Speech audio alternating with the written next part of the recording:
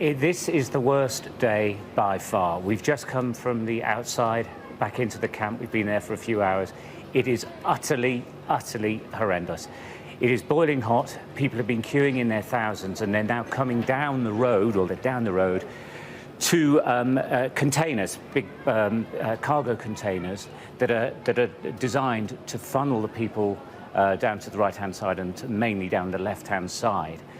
But people at the front are being absolutely crushed, and we believe people have died this morning. I've seen a lot of people getting medical attention. The shout for medics and for stretchers is almost continuous. At the same time, there's blast explosions which are designed to frighten the crowd, to try to get them to push back. Firing in the air, trying to get people just to take a step back. There's children being pulled out up over the sea cargo carriers and brought down, where medics are trying to treat them as well. It is utterly horrendous. A number of the soldiers I've spoken to, I mean, they're not in panic. That is completely the wrong description.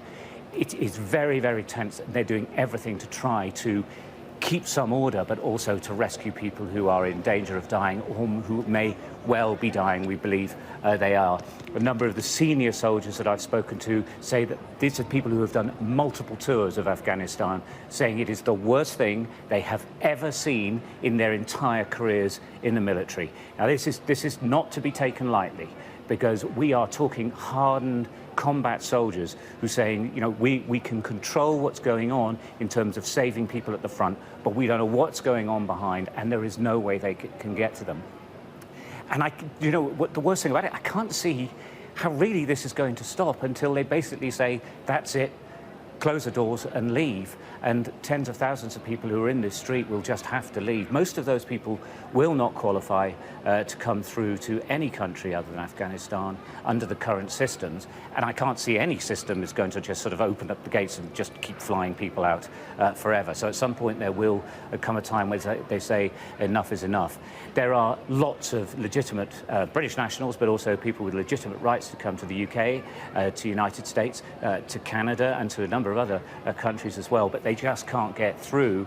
Eventually they sort of make their way through, and they're in a hell of a state when they get here. It is quite the most amazing thing I've ever seen.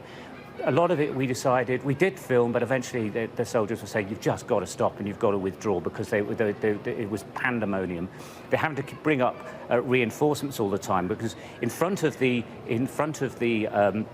crates, for want of a better expression, is a row of paratroopers who have got riot shields. They're not to hit anyone or to stop anything. It's just a sort of human barrier to stop the people just literally coming through and climbing up cargo carriers, which, you know, they would have to stop.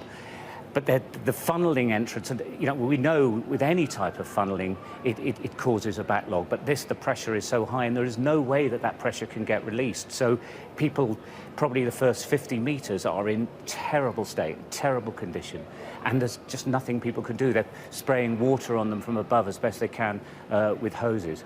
And as I say, doctors, nurses just continuously running to the front, bringing people out, looking at them on the ground, treating them there. If they're okay, then they treat them a little longer, and then they let them wait. And the effect of that means is that you have the huge crowd outside, you have the paratroopers in the middle, you have the people coming through. They're then put into, if you like, a triage area, which is between these crates. But they're not likely to be people with the proper paperwork. So what they're going to do with them, they don't know. So they've now had to create another line of paras, again with shields, to stop them coming through. Because if you go beyond that, then you move towards the United States and other countries who are processing their people, because it's all pretty much descended on this section of the airport. And they are working on those people, but they're trying to stop them getting through. So pandemonium, not chaos, but really, really dangerous and very difficult.